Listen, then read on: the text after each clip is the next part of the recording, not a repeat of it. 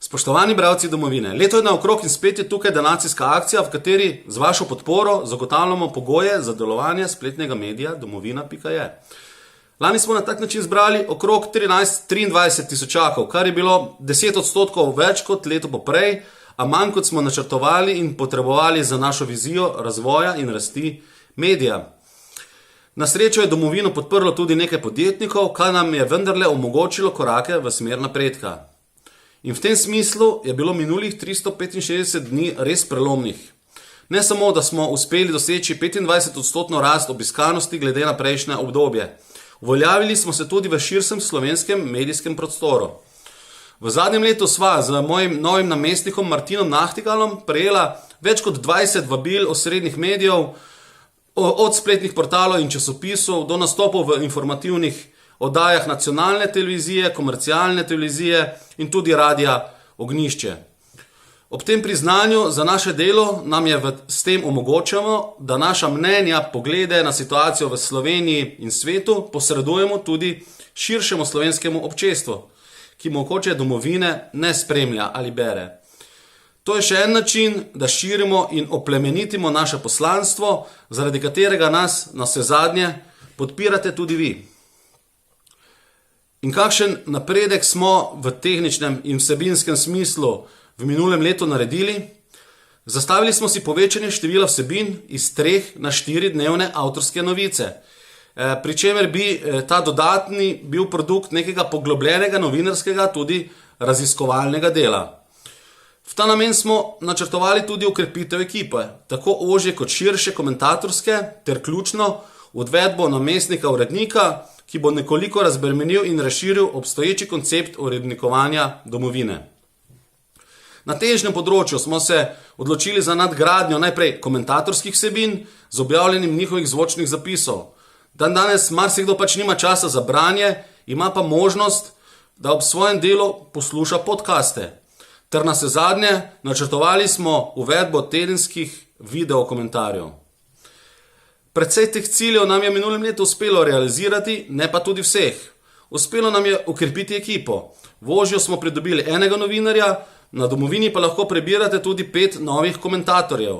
Prav tako smo pridobili namestnika urednika, kar je postal Martin Nahtigal. Ta se nam sicer zaradi objektivnih razlogov svojega dela trenutno ne opravlja, a računamo, da se nam bo kmalu spet pridružil. Nekoliko smo novinarski in komentatorski ekipi tudi dvignili honorarje, a s sedanjimi razpoložljivimi sredstvi še nismo tam, ki bi jih lahko mirne vesti označil za dostojne. Vsebinski rezultat vsega tega je bila 4. dnevna novica v približno 2/3 dni v zadnjem letu, ki je bila proti obravnave kakšne tematske zgodbe ali problematike. Prav nikoli se nam ni zgodilo, da bi kak dan objavili le 2 vsebini, kar je se predtem dogajalo. Spomladi nam je tudi uspelo vzpostaviti sistem zvočnih zapisov komentatorskih člankov.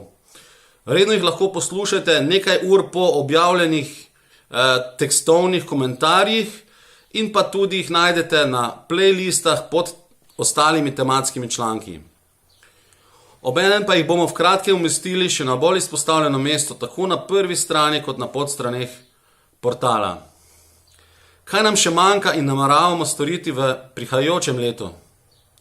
Nedvomno še okrepiti novinarsko ekipo, ter jo z ustreznimi honorarji še posebej motivirati za poglobljeno, vsebinsko in časovno zahtevnejše raziskovalno novinarsko delo.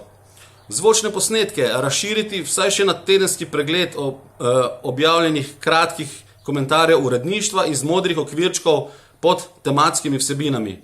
Ter seveda video, ki pomeni velik zalogaj. Lotili bi se ga s tedenskimi preglednimi komentarji domačega in tujega družbeno-političnega dogajanja.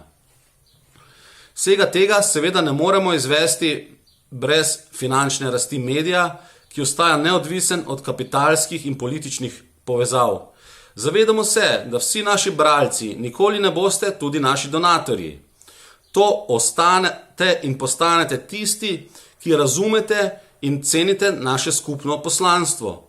Če tudi se kdaj s kakšnim člankom ali komentarjem ne strinjate, veste, da je domovino vredno podpreti in se zavedate, da bi brez nje slovenski medijski prostor bil osiromašen.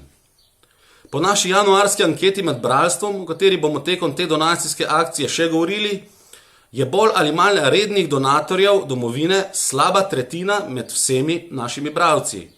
15% je takšnih, ki za domovino še nikoli niso donirali, pa letos nameravajo to prvič storiti. Sam upam tako na donacije tistih, ki ste domovino kdaj že podprli, kot tudi na 15, če sem optimističen, morda 20% novih donatorjev.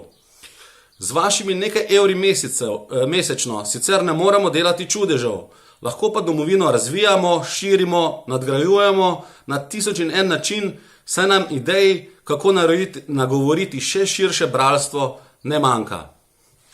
Toliko za danes. Domovini lahko nakažete s kartico, preko povezave na spletni strani, preko položnice, ki ste jo prejeli na dom, ali vam jo po želji pošljemo, preko klika, trajnika, UPN obrazca, skratka možnosti je veliko. Zahvaljujem se vam za vašo kakršnokoli podporo.